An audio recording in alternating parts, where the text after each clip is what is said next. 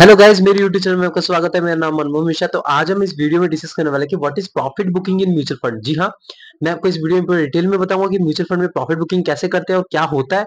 और मेरे चैनल को सब्सक्राइब कर दीजिएगा। मैं वीडियो आते रहते हैं, चलिए शुरू करते हैं। सबसे पहले मैं आपको बता दूं कि म्यूचुअल फंड में जब प्रॉफिट बुकिंग जाने से पहले आपको जानना चाहिए कि सबसे पहले प्रॉफिट बुकिंग होती क्या है। तो प्रॉफिट बुकिंग बेसिकली होती क्या है कि मतलब मान लीजिए आपने एक स्टॉक को 100 रुपीज में परचेज करा और उसके बाद आपने देखा एक साल के बाद वो उसका 100 रुपीज प्राइस से बढ़ के 150 रुपीज हो गया। तो आपका जो स्टॉक का प्राइस जो आपका यहाँ पे प्रॉफिट हुआ 50% तक का प्रॉफिट हुआ। तो यहाँ पे आपने इसको अभी देखिए ये जो 50% है ये ऑन पेपर्स है, आपने इसको कैश में कन्वर्ट नहीं करा है। तो यहाँ पे जब आपने सेल करा, सेल करने के बाद जो आपका कैश में कन्वर्ट हुआ वो आपका हुआ प्रॉफिट बुकिंग। यहाँ पे आपने टोटल 50% तक का प्रॉफिट बुकिंग करा। लेकिन अगर आपने सेल नहीं करा, जब तक आपने सेल नहीं किया है तब तक आपका ना तो प्रॉफिट हुआ है ना तो आपका लॉस हुआ है। देखिए ये चीज आप नोट कर लीजिए कि मतलब आप सोच रहे हैं कंफ्यूजन में होंगे कि यार आपको 50% प्रॉफिट होने के बाद भी कैसे प्रॉफिट नहीं हुआ है। देखिए आपने सेल नहीं करा है क्योंकि आपने फ्यूचर में क्या हो सकता है, कल देखा आपने मार्केट यहाँ से 20 से 30% गिर सकती है, तो आपको प्रॉफिट क्या हुआ। तो प्रॉफिट बुकिंग वहां पे क्या हो जाता है कि मतलब जब आपने उसको सेल करा और कैश में कन्वर्ट करा, मतलब जो ऑन पेपर है उसको कैश में कन्वर्ट करा, जो पेपर में लिखा हुआ है उसको कन्वर्ट करा, तो आपको उसी को कहा जाता है कि प्रॉफिट बुकिंग। तो ये बेसिकली स्टॉक में हुआ।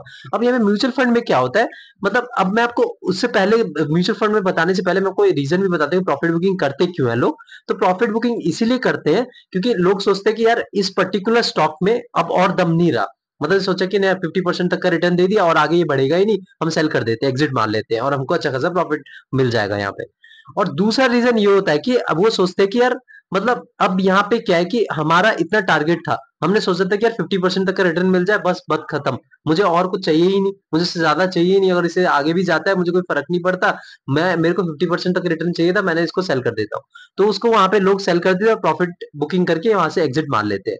अब तीसरा रीजन जो ये होता है वो सोचते हैं कि यार इस पर्टिकुलर स्टॉक में दम नहीं रहा, अब हमें यहाँ से शिफ्ट करना चाहिए दूसरे स्टॉक में।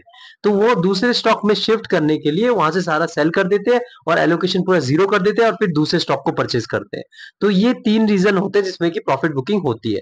अब म्यूचुअल फंड में क्या होता है, देखिए म्यूचुअल फंड में प्रॉफिट बुकिंग ये होती है कि वो भी यही सेम रीजन ही सोचते हैं, एक पर्टिकुलर म्यूचुअल फंड को चूज करते हैं, अच्छा खासा रिटर्न मिल जाता है, ठीक ठाक सा रिटर्न मिल जाता है जो उन्होंने सोच रखा है, टारगेटेड है, तो वहां से वो सेल कर देते हैं और एग्जिट मार लेते हैं। तो वहां पे आपको प्रॉफिट बुकिंग कर लेते हैं। और मान लीजिए वो एक और भी रीजन होता है कि वो सोचते हैं कि यार यहाँ पे जो है 1-2 साल तक वो इन्वेस्टेड रह रहे हैं और वहां पे रिटर्न बहुत ही कम मिल रखा है, मतलब बोलते हैं 8% मिल रखा है, 7% मिल रखा है या 6% मिल रखा है। लेकिन जब वो इसी कैटेगरी का दूसरा फंड देखते हैं वहां पे रिटर्न अच्छा खासा मिल रखा है 20 से 25%, तो वहां से क्या करते हैं वो प्रॉफिट बुकिंग करके निकल एग्जिट मार लेते हैं। भले वो प्रॉफिट बुकिंग 7 से 8% है लेकिन उसको प्रॉफिट बुकिंग माना जाता है क्योंकि वहां से प्रॉफिट लिया है, क्योंकि उनका जो सिंपल मतलब जो इनका जो बेस अमाउंट था, मतलब जो प्रिंसिपल अमाउंट था उससे ज्यादा उनको रिटर्न मिला है, तो वहां पे प्रॉफिट बुकिंग भी कहा जाता है जब उन्होंने सेल करा। तो यही चीज उसको म्यूचुअल फंड में भी कंसिडर किया जाता है। तो ये ओवरऑल चीज था। तो मेरे चैनल को सब्सक्राइब कर दीजिएगा, मैं वीडियो लाता रहता हूँ। Thank you.